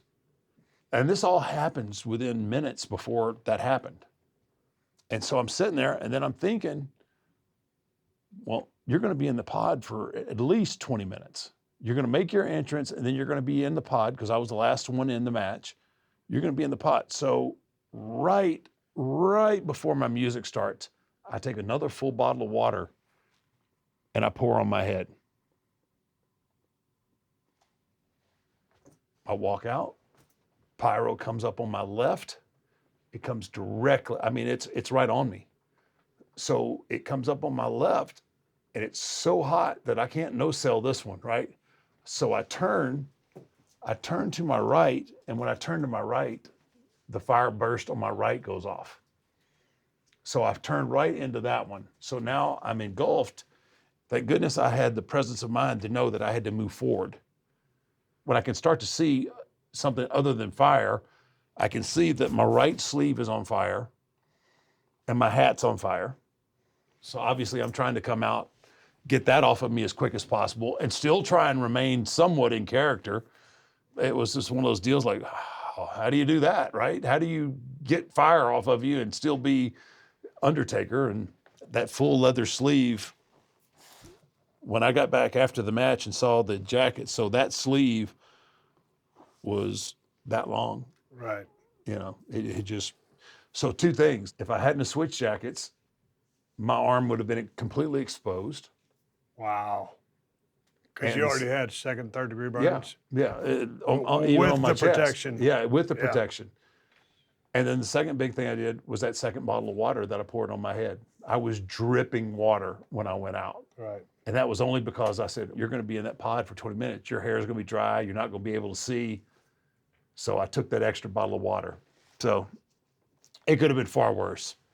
But it's interesting. You go from your dead calm entrance into about to go into battle to settle down from that fight or flight syndrome into, hey, let me take care of this dude, when you just want to really just throttle anything within arm's reach, right? Or am I wrong? No, you're completely right. But the fortunate thing is I was the last one in. Right. So I had 20 minutes to gather myself. All the time, you can't see them, but obviously there are people under there like checking on me. Right. And by this point, I had already said, look, and I won't mention his name, but I'll just say the pyro guy. I said, like, he needs to be gone when I get back. My intentions, I was going to make this right. Right. Because I'm thinking 2 weeks ago, I already told you this was going to happen. Now it's happened. And now I'm going to deal with that. But I had 20 minutes to bring my heart rate down. If I'd have been the first one out of the pod, I don't know what would have happened. There would probably have been a few potatoes slung. Looking back over to your start and then coming through Dallas, ending up in, WWE, we didn't really cover Paul Bearer in our first conversation, but an instrumental part of your career, your memories and your thoughts of Paul Bearer. So this is the night that I took the world title off of Hulk Hogan in Survivor Series 91. Those are the first pictures taken with me as world champion, my first world title. There's so much irony about Paul Bearer and I. So when I broke in Dallas, Texas Red, under the hood, I would already made my entrance back then. There no music, right? You just made your entrance. Yeah. I was working Brody. Nervous as hell. I remember getting in the ring, making the entrance, getting in the ring, and then all of a sudden, here comes Percy Pringle. And I'm wondering, like, what the heck? What is it? What is all this? I'm your manager tonight, kid. Like, we didn't walk down together. He was a few minutes behind me. And I'm not sure quite why they decided to put Percy with me, but I don't know if they were trying to make me more important for Brody. But he was my manager, and obviously Brody just kicked the living shit out of me, which I appreciate so much. Just to You were have lucky enough to take an ass whooping for Brody. I never got a chance to have that honor, right? Yeah, right. That's one of like my proudest moments. It was like taking an ass kicking from Brody, and then Harley asking me to be his tag partner in the Japan tournament. I mean, those are two things that, if you're not in this business, I guess people don't really understand the importance of that. Paul was my manager, and after that, I was in world class for all of 3 weeks before I left. Before they didn't have anything else for me. I think I went to South Africa, and then it comes around full circle. I believe Rick Rude had told Vince about Percy Pringle, and through the course of his interview, as Vince always asks, in your interview or when you talk with him, well, you got any hidden talents or anything in your past that you could, and of course, Paul Bearer said, well, I've got a degree in mortuary science. And the whole room, it just erupts laughing, right? Because they're looking for a manager for me. Yeah. Because Bruce originally walked out with me, but Bruce at that time is booking TVs with Vince and Pat, right? So he couldn't make the towns with me. So they needed a manager for me. So they bring in Paul Bearer, not knowing that he has a degree in mortuary science. And then they ask him, yeah, I'm a mortician. They just pop, right? Are you talking? It was meant to be. I mean, if everything was ever meant to be, Paul Bearer was meant to be my manager. He came in and he was so instrumental because he had so much, obviously because he had a degree in mortuary science, he gave me so much insight into death and burials and all that stuff like that I wouldn't have known. Right. so he gave me so much insight into all that and our promos, and he was so here, and mine was like, you know, the way we talk and we delivered, it was such a contrast that people were just mesmerized. And he was crucial to The Undertaker's development for sure. I think we have some footage. This is a clip from the Mortician documentary from the 30 Days of the Dead Man. Nice chair. Kane, bad. unaffected. Yours truly. On camera, Paul Bearer captained the ever-changing journey I between love all Paul. three men. But behind the scenes, it was clear that Bill Moody was still just a kid living out his dream. He was always up for a rib, wasn't Oh he? man.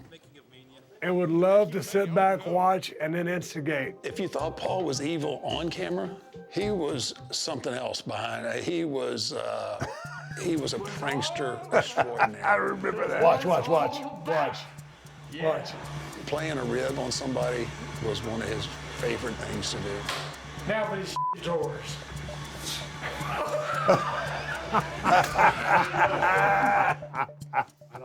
He's so bad.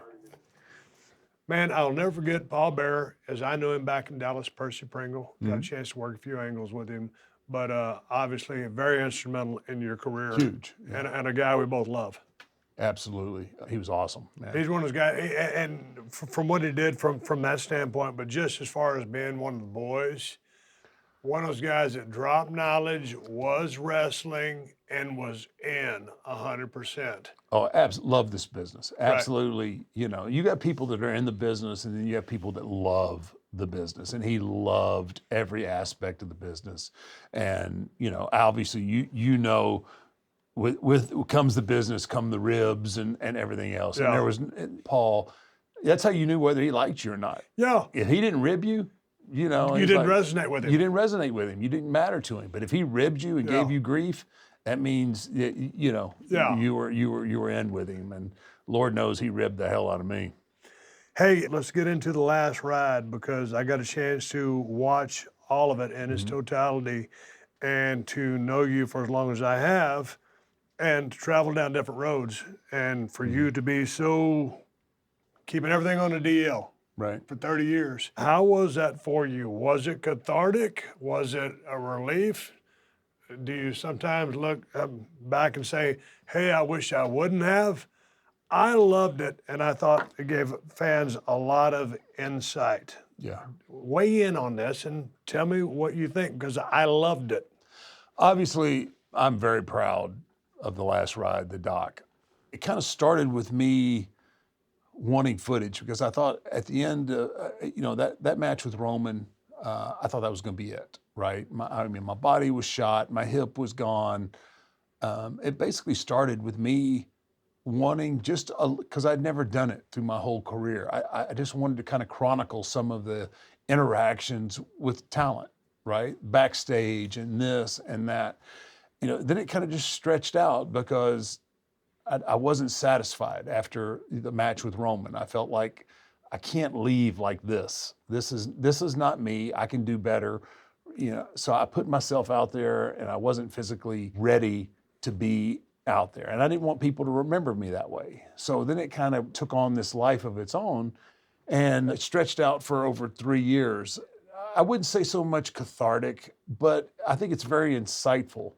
And you get a little bit of what I'm thinking and my process and what all this means to me, which I don't think I've ever really given people access to. They just see this mythical character and that's it. But to actually, you know, understand how I'm feeling and why I feel and why I go out at this point in my career and what I'm trying to achieve, I thought it was all really captured so well within the documentary. But take me within the process when you have someone shadowing you so closely and through times that can be so challenging and so demanding on you physically and mentally.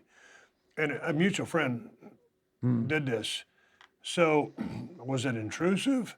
Because sometimes when you're doing what we do, you don't want anybody around, but it was your idea to bring the cameras in. Right. It's not an easy process and you want it documented, but sometimes you just don't want to be effed with and you want to be alone, but this is of your own volition. Right, and that's something that I had to work through. There were instances where I'd already decided, okay, I want you guys following me around. I want you guys filming. But there was also those times when you get there and you're at work and you're in the moment and there's a camera over your shoulder. And I'm like, what the fuck are you guys doing? You ask us to film? I'm like, yeah, okay, you're right. Yeah. My bad. I did. I'm the one that asked you to do this, but because my mindset was protect, protect, protect, it took a while to let that guard down enough to let them see something other than The Undertaker. And it was a process, but once I kind of become comfortable with that, then I think we really got into what it means and what it took for me for the last few years to present The Undertaker to our audience. And I guess I never want anybody to feel sorry for us. I look at things like we have and had the greatest job ever, right? I mean, and there's nothing that I would change. Regardless of how I wake up, how I feel when I wake up, I wouldn't change anything. But I think in one aspect, I want people to understand what it takes for us to do what we do. So that's why I gave access to me taking the shots and everything that I had to do just to go out and have a bad match at WrestleMania. Yeah. It's well chronicled. I shouldn't have been in the ring against Roman. I had no business being in the ring, but I'd give my word that I was going to be there. And I did the Rumble, and when I was at the Rumble, I knew that I had no business being in the ring that year. I was just physically beat up. My hip was shot. But it became important to me. I wasn't looking for an excuse, but I want people to understand how much this means to people like you and I, that it's not just a job we do, it's a passion. And I just love it. And I want people to understand what it is that we do and why we do it. You'd mentioned you wanted to write the ending to your own story. And through the documentary, The Last Ride, in addition, the Boneyard match with AJ Styles, were you able to do that? And how hard was it for you to, in talking about writing the end of the story for The Undertaker, dealing with Vince McMahon, who is the consummate promoter who wants always to keep going? Right. I asked you 10 questions just now. Sort through those and talk to me how it went. So yeah, obviously we're filming all this. Really no one knows at which point I'm just going to call it. You know, no one knew when I was just going to say, okay, this is it. And I didn't know myself. COVID happens, you know, but before that happens, I'm training to have this final farewell match with who I consider probably the best in the business right now. Agreed. Closest to Shawn Michaels that there's out there. Only guy basically on the roster left that I feel like I can work with and have a match. I was training hard. I was well ahead of pace from where I was at normally, but everything was geared towards having a match in the ring. And having that match and then walking away. That was my goal from the beginning when I decided to have a match that year. Obviously, COVID hits, things change, and then the storyline itself changes, where he attacks me personally. He attacks my wife, which was great. Great in the right way. It was great in the right way because it allowed me to bring everything, I think, full circle. At this point, all the other WrestleMania matches are happening in an empty warehouse. Yeah.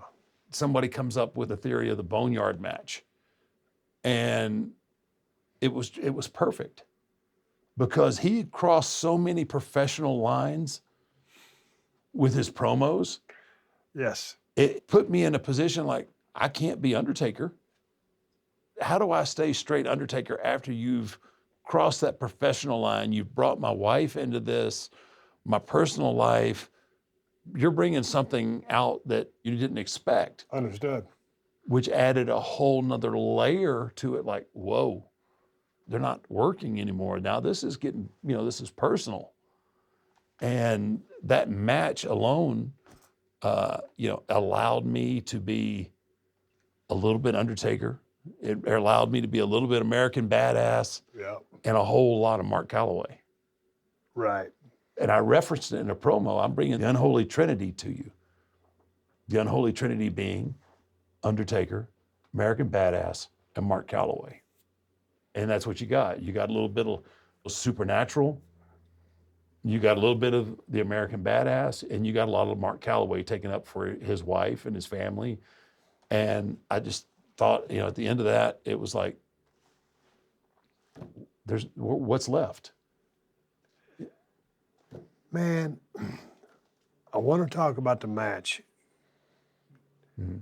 Right before the match, your brother dies. And so there's a heavy element. And I'd heard, hey, Mark's not in a good place when he left WrestleMania. I didn't know anything of what had happened. So you go in with this heavy burden. Yeah. And sorry to get into that. No, that's fine. But you pull off this match. It's different because it's filmed. It doesn't actually happen in the ring so that you actually see everything that goes on with it. But with you getting in shape to be in this match, you got a heavy burden on you. But the physicality of this match, I heard, sat with you for 2 to 4 weeks because of the beating and everything that you and AJ went through. Am I correct? Or did that happen? Because, it was a different kind of match, but y'all beat the shit out of each other. Yeah, and the factors that you don't grasp automatically is the length of time. I mean, the filming of that match went on for hours and hours and hours, right? 5 minutes into this match, I put my arm through the Hearst windshield, so my arm's cut up, and I got a huge hematoma. It wasn't like we took a lot of crazy bumps, but the bumps you're taking are on ground. And it hadn't rained much in Florida. I mean, it's hard. Normally, when you think about, you get ready for a match, you warm up, you get your blood flow, you get your heart rate up, you stretch out, boom, you try to peak at that right time and go out and have your match. But you're talking about spreading this out over hours now. So, you get into a fight scene, you film that fight scene, and then you have to stop. They reset, and then you go somewhere else to get ready for it. It's night, it's morning, the temperature's dropping, your body starts to stiffen up. It became really difficult to even move in a way that I wanted to be able to move. So it was difficult. And then obviously the emotional aspect of it, it was just the day before. The day before we shot this, I lost my brother.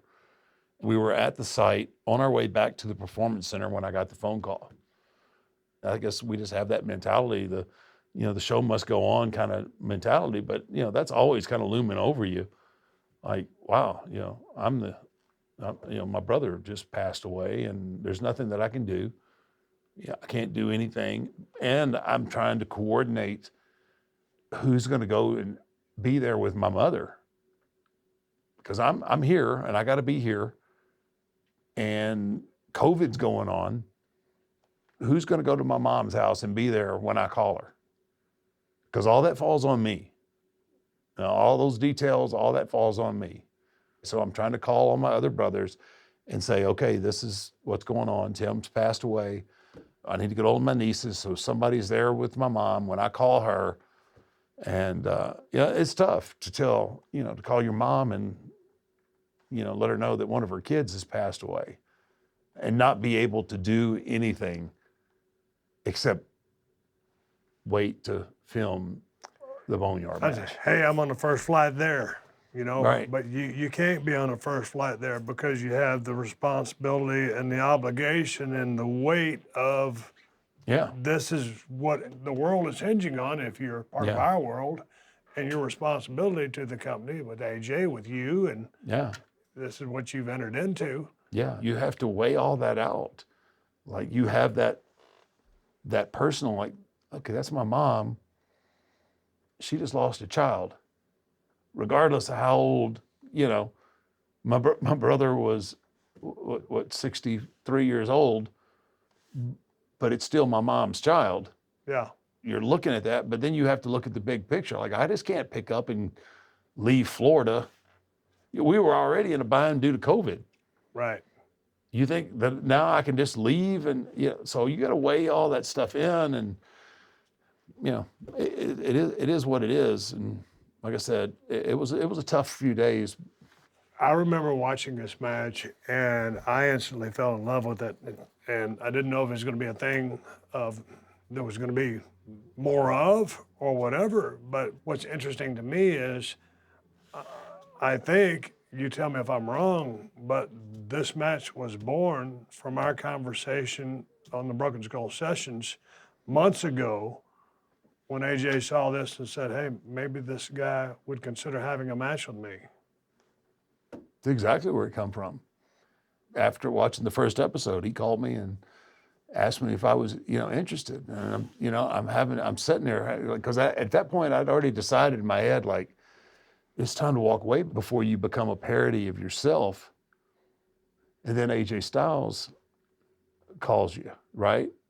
And I'm thinking, damn, the one guy, the one guy that is the guy. Yeah, the one guy that is the guy that I haven't worked with, that I've always wanted to work with, is calling me up, asking me for one more, right? I'm like, oh man. Yeah, and it took me a while, and finally I was just like, look, I have to do this. And initially it wasn't this. Initially it was me saying yes to a match in a ring in Raymond James Stadium in Tampa. Yeah. That's what I was training for. That's what the original thing was going to be. Obviously, then COVID happens, and then the Boneyard match comes. With what you were training for, being in front of a live crowd, and what we trained for, probably you being in you mode, anywhere from 25 to a 30-minute match, ending up in a Boneyard match, do you feel like, in retrospect, the Boneyard match was meant to be, and maybe that was the way to go out? Speculation. I'm asking you. Yeah, no, it's tough to say because the Boneyard match came off so well. Correct. But I do know physically, compared to years prior, I was ahead of schedule. I was so far ahead of schedule with my training. I felt good. My weight was where I wanted it to be. My cardio was where I wanted it to be. So far ahead of schedule, like, I was excited to be able to have that match. And I thought it was going to be that match in the ring. It didn't happen. Everything got shut down. I ended up spending like 3 or 4 weeks in Florida due to the travel restrictions. Right. And then they shut down the performance center other than the TV tapings. So I couldn't train. So everything kind of, fell off the cliff. I was not nearly in as good a shape as I was 3 weeks prior. So it was tough. I mean, I'm very proud. Like, we did something special and something innovative, and it'll have its place in history. But I'm going to never know what could have been in the traditional sense of a wrestling match. In the traditional sense of a wrestling match, but the situation being what it was, you guys don't get to go to the squared circle. You do the Boneyard match. Executed and storytelling-wise was just phenomenal. So now, after watching The Last Ride, you say at the end, the cowboy has finally rode off into the sunset. And, Troubadour is a big song for you and me. Yeah. How are you with where you're at now? Has the cowboy finally rode off into the sunset, and are you good with that? I'm only good with it in this sense, is I know that physically, that I can't do it at the level that I want to do it at. And I've come to peace with that. If it was up to me, I would do this forever. Yeah. But that's just not the way it works. Your physical skills, the trauma and the injuries and everything takes its toll. So there's just a point where you got to call it a day. And that's what I did. It doesn't mean that I don't want to do it, but it does mean that I've come to a place in my life where I know that I can't do it at the level that people expect me to do it at, and I can't go out and half-ass it. I can't use the equity that I built up over 30 years to mask the fact that I can't go out and have that match. And there's a lot of people say, well, man, all you got to do is make your entrance and go out and choke slam somebody or tombstone them. Yeah, I could probably last another 3-4 years doing that. But that ain't me. That's not, I have more respect for what we do and more respect for the guys that are trying to come up and the guys that are busting their ass to not cheapen everything that way. So then you are retired. If got called back by the old man, make an appearance, or anybody make an appearance, but in ring, retired. In my mind, yeah, I'm good. I'm good with that. But you know, the old man, you never say never. But I am, for the first time in my life, I'm at a place where I can say, I don't need it. I don't have to be there, and I'm gonna be okay. And this is the first time in my life that I've ever been there. You feel good with that? I'm good with that. Yeah. I'm glad to hear you say that. Yeah. I just, you know, do I have the passion to do it? Absolutely. Do I have the tools to do it? I don't have the tools to do it anymore. And to be at peace with that is a whole nother mindset. Yeah. And I'm at peace with that. By the time this airs, WWE will have celebrated the final farewell at Survivor Series. Your thoughts on the opportunity to say goodbye? It's going to be tough. It'll be tough for me to actually say it out loud. Although I'm at complete peace, but when I say it to my fan base and all that, it's going to be difficult to do. But at the end of the day, it is what it is, and I'm okay with it. I had a run that not many people are blessed with having, and I'm good with that. And I understand there's a lot more in my life that is new to be explored and new things to do. So I'm good with it. Okay, so on that note, the final question, and maybe you partially answered it there. Looking back over the totality of your career, everything that you contributed, everything that you achieved, everything that you learned, and everything that everybody enjoyed, what is your legacy, and are you satisfied? Yeah, I'm definitely satisfied. Glad to hear you say that. Yeah, I'm definitely satisfied, and I think that I can walk away from this business knowing that I did things the right way, that I never had to stab anybody in the back.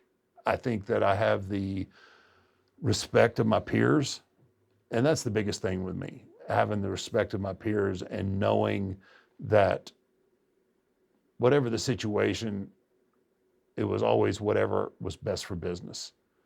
You know, whether I had a personal beef with you or whatever, I could lay it aside and do whatever was best for business. And as far as my fans, the only thing that I can hope is they understand how much it meant to me to be the Undertaker for them. There were many nights where my body said no, but I hear that gong and I hear that ovation. And for those next 15, 20 minutes or however long it was, I could get through it. It was due to their loyalty and their appreciation of what I did. And I never took that for granted. I always appreciated the support that I got from you know, the WWE universe. I never called it in.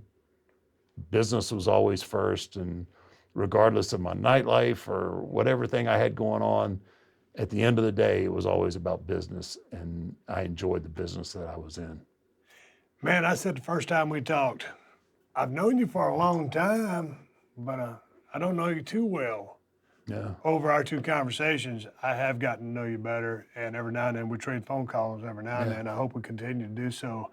We got a chance to work way back in the day in Dallas, in Tennessee, you know, WWE, Yep. and it's been a blast to watch everything that you've accomplished. This is the final picture Yeah, my bad. of an angle. That's my symbol, man. That's The symbol. The crux. Yeah, I was like, hey man, if those chains break because my hands are tied down, I can't stop my fall. And that symbol weighed about 600 pounds. Easy. Yeah. So I couldn't save myself. So as I got up there, and this is you standing in front, and I'm standing there, and for a minute, it was blacked out there. I don't know, it was at Memphis, wherever it was at. I looked out, and it was just complete darkness, and you see a few lights. It was so, I hate to use this word, but I will use this word here. It was so surreal to be on this symbol with you in front, in the middle of an angle, a hell of a night at the office. So to wrap it up, I'd like to pour a shot and say congratulations to one of the all-time top 1, 2 best careers in the history of the business. The longevity, the accolades, the achievements, the character, the work. Well, I appreciate that, man. And if I'm not mistaken, I think about a month later, you whipped the shit out of me for putting you up there. So Had to get my comeback. you had to get yours in, right? Hey man, this is the Broken Skull Sessions, and this was the Phenom. This is the Undertaker, and this is the Texas Rattlesnake Stone Cold Steve Austin. 2 guys from Texas who absolutely love the business. Absolutely. And we dug it 100%. And I always figured maybe I'd outlast you, and you outlasted me by 20 freaking years. You're smarter than me, brother. Nothing but respect. This is the Broken Skull Sessions, the Phenom, Stone Cold. One more round, and here it is. Cheers, brother. Cheers, brother. Congrats. Thank you.